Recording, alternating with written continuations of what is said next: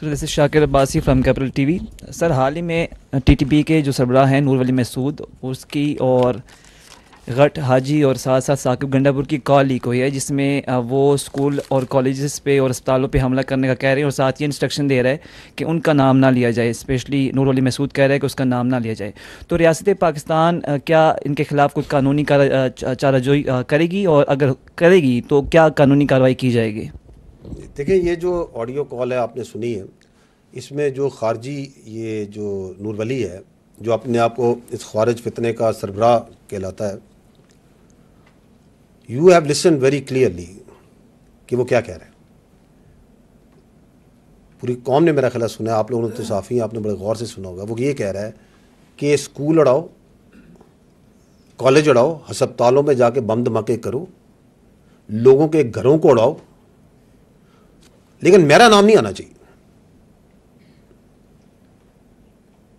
اس سے جو چیز پتہ چلتی ہے، میرا سوال یہ کہ یہ کون سا اسلام ہے؟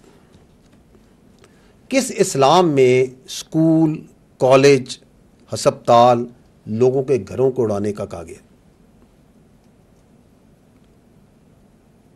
اور ساتھ اتنا ظرف بھی نہیں کہ یہ کہیں کہ ہاں یار یہ ہم کر رہے ہیں، تاکہ لوگوں کو دھوکہ دے سکیں، فریب دے سکیں. تو دس از واٹ اٹ از. بالکل اس کو جس طرح آپ نے کہا کہ اس کو منطقی انجام پہ پہنچایا جائے گا. And this audio and the other acts that they keep on doing, اس سے ہمارا یہ ریزالو اور یہ عہدہ مزید اسٹرانگ ہوتا ہے کہ یہ عزم استحکام انتہائی ضروری ہے. This shows that how cunning, dangerous and fake they are, اور ان کا اسلام سے کوئی تعلق نہیں.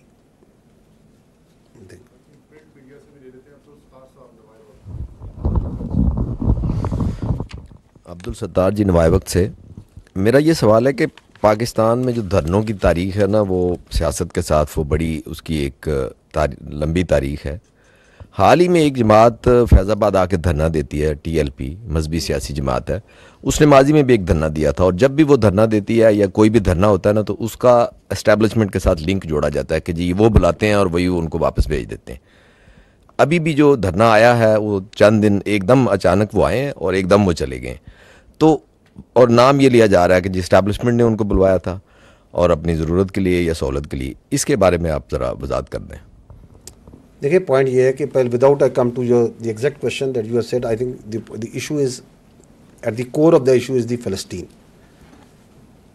یہ بڑا ایک حساس اور بڑا اہم ایشو ہے. ہمیں پہلے تو یہ کلیئر ہونا چاہیے کہ یہ جو فلسطین کا مسئلہ ہے، اس کے اوپر حکومت پاکستان کا اور افواج پاکستان کا بڑا کلیئر غیر مبہم موقف ہے. وہ یہ ہے کہ دس از جینوسائڈ، ان ایکسیپٹیبل. اور اس کے اوپر اگر آپ دیکھیں تو وزیر اعظم پاکستان کی، وزارت خارجہ کی، آرمی چیف کی، جن عمائدین سے جہاں ملاقاتیں ہوتی ہیں، اس کے بعد جو بیانیے آتے ہیں، جو اعلامیے آتے ہیں، ان کی جو پریس بریفنگز ہیں، اس میں بارہا اس بات کو بڑا کلیئرلی بتایا جاتا ہے. اور آپ نے یہ بھی دیکھا ہوگا کہ فارمیشن کمانڈر کانفرنس اور کور کمانڈر کانفرنس کے اعلامیوں میں بڑا کلیئرلی ان باتوں کو بیان کیا جاتا ہے کہ دس از ٹوٹلی ان ایکسیپٹیبل. اور اس پہ ہمارا سٹانس بڑا واضح ہے.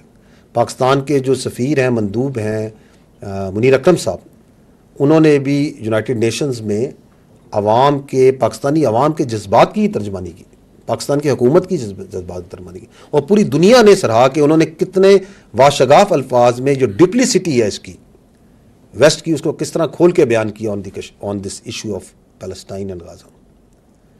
اور پاکستان تو ان ممالک سے جو شروع سے جو ان سے ہے، روز اول سے جب سے مسئلہ ہے، اس میں جو ایڈ ہے اس میں بڑھ چڑھ کے حصہ لے رہے ہیں. 1100 میرا خیال ہے ٹن سے زیادہ، 1118 ٹن ہم ایڈ بھجوا چکی ہے حکومت پاکستان غازہ میں. اور آرمی چیف کی ملاقات ان سے بھی ہوئی، امبیسڈر سے بھی ہوئی، UN سیکرٹری جنرل سے جب ہوئی، اور امام کعبہ سے بھی ہوئی، اور جن سے بھی ملتے ہیں تو فلسطین کے مسئلے پہ ہمیشہ very clear and openly stance وہ بات کرتے ہیں. دی ایشو از، جو آپ یہ بات کر رہے ہیں کہ یہ دھرنا ہوا، اور یہ چونکہ حساس نوعیت کا ایک معاملہ ہے فلسطین کا عوام کے لیے، تو حکومت اور ادارے جو ان سے ہیں وہ ان کے ساتھ اس حساسیت اور جذباتیت کو سامنے رکھتے ہوئے کسی طریقے سے اس کو ریزالو کرنے کی کوشش کر رہے تھے تاکہ وہ بغیر تشدد کے کسی طریقے سے بات چیت کے ذریعے مسئلہ حل ہو جائے. And in the meanwhile جو فیک نیوز اور پروپیگنڈا شروع ہو گیا کہ یہ جس طرح ابھی آپ نے اشارہ کیا کہ یہ ادارے نے خود لا کے اس کو بٹھایا, پتہ نہیں کس مقصد کے لیے بٹھایا. کل اگر جماعت اسلامی غازہ کے اوپر آ کے بیٹھے گی اور دھرنا دے گی تو آپ کہیں گے کہ یہ بھی فوج نے آ کے بٹھایا. کوئی اور پروٹیسٹ پاکستان میں ہو تو یہ بھی فوج کروا رہی ہے. اس کی وجہ یہ ہے کہ انفارچونیٹلی جو فیک نیوز اور پروپیگنڈا ہے وہ اتنا عام ہو گیا ہے اور اس کی کوئی اکاؤنٹیبلٹی نہیں ہے. آپ کچھ جس کا دو جلد چاہتا ہے وہ کہہ دیتا ہے for his very narrow vested interest.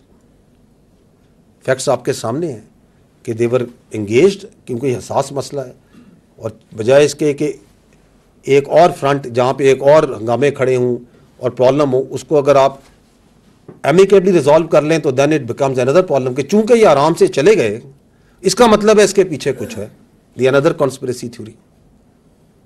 اگر وہاں پہ آنسو گیس ہوتا, ٹکراؤ ہوتا, لاٹھی چارج ہوتا اور کچھ پرابلم ہوتا تو پھر آپ کی تسلی ہونی تھی کہ ہاں یار اب ٹھیک ہے, اس کا مطلب خود نہیں لے کے آئے تھے.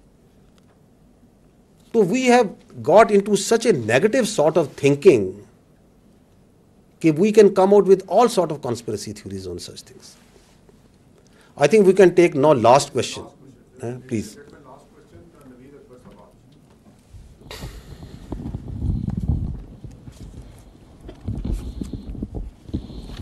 سر نوید اکبر آج نیوز سے. ابھی آپ نے اپنی پریس بریفنگ کا سٹارٹ میں بھی بات کی, جو پروپیگنڈا ہو رہا ہے اور جو تنقید ہو رہی ہے ادارے پہ, آرمی چیف کی ذات پہ بالعموم, اور آپ نے دیکھا کہ آرمی پہ بالخصوص دیکھنے میں آ رہا ہے بہت زیادہ تنقید کی جا رہی ہے, اور یہ سوشل میڈیا کے اوپر, اور یہ جو پروپیگنڈا ہے SIFC اور آرمی چیف, اب SIFC کے اوپر بھی بہت زیادہ ہو رہا ہے, جبکہ یہ اقتصادی بحالی کا ایک منصوبہ جو ہمیں بتایا گیا اور نظر بھی آ رہا ہے. تو اس حوالے سے اس کو کاؤنٹر کرنے کے لیے اس بیانیوں کو آپ لوگ کیا کر رہے ہیں سر؟ کیونکہ یہ تو آرمی کی براہ راست ادارے کے اوپر, یہ عوام کو ادارے کے خلاف جذبات ابھارنے کی کوشش ہو رہی ہے, عوام کو اٹھایا جا رہا ہے سوشل میڈیا پر, وہ ایک مخصوص جماعت جیسے آپ نے بھی ذکر کیا, مخصوص گروہ ہے جو یہ سب کچھ کر رہا ہے. دیکھیں یہ جو سوشل میڈیا پہ فوج کے خلاف اور فوج کی قیادت کے خلاف جو بات چیت ہو رہی ہے,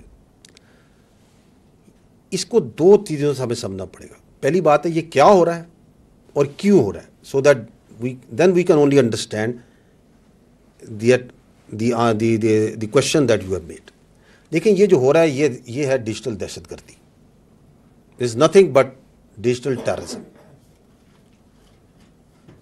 جس طرح ایک ٹیررسٹ ویپن ہتھیار پکڑتا ہے, بم پکڑتا ہے, اور اس کے ذریعے اپنی جو ول ہے وہ امپوز کرتا ہے سوسائٹی پہ اور اپنے ارد گرد, یہ ڈیجیٹل ٹیررسٹ موبائل کے ذریعے, کمپیوٹر کے ذریعے, جھوٹ کے ذریعے, پروپیگنڈے کے ذریعے, فیک نیوز کے ذریعے اضطراب پھیلا کے اپنی ول امپوز کرتا ہے.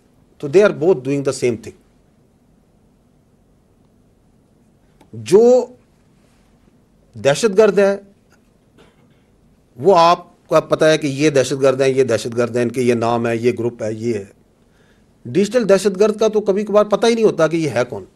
وہ بے نامی اکاؤنٹ ہے, کہاں سے چل رہا ہے, کون سے ملک میں بیٹھا ہوا ہے, پاکستانی ہے یا نہیں ہے, مسلمان ہے یا نہیں ہے, کچھ نہیں پتہ. کیا اس کے تانے بانے مل رہے ہیں, فزیکلی کس جگہ لوکیٹڈ ہے.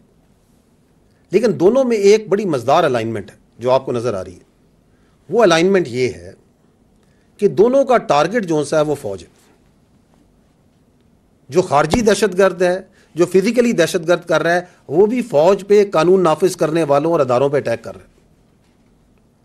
اور جو ڈیجیٹل دہشت گرد ہے وہ بھی فوج کے اوپر, فوج کی قیادت کے اوپر, فوج اور عوام کے درمیان کے رشتے کو کمزور کرنے کے لیے اس پہ اٹیک کر رہا ہے.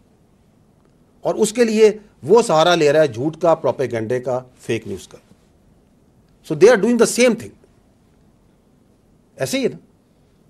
اب ڈیجیٹل دہشت گرد کو کس طرح ڈیل کرنا ہے؟ فزیکل دہشت گرد کو تو آپ آئیڈینٹیفائی کرتے ہیں, آپ اس میں انٹیلیجنس بیسڈ آپریشنز کرتے ہیں, آپ جاتے ہیں, آپ اس کو نیوٹرلائز کرتے ہیں, اینڈ وی ڈو اٹ. جو ڈیجیٹل دہشت گرد ہے اس کو قانون نے روکنا ہے, اس کو مانیٹرنگ نے روکنا ہے, اس کو ریگولیشن نے روکنا ہے, اس کو سزاؤں نے روکنا ہے. کیونکہ یہ آپ دنیا میں یہ پہلے بھی ہو رہا ہے نا. تو آپ دیکھیں دنیا میں لوگ جو فیک نیوز ہے, پروپیگنڈا ہے, اس کو ایسے ہی روکتے ہیں.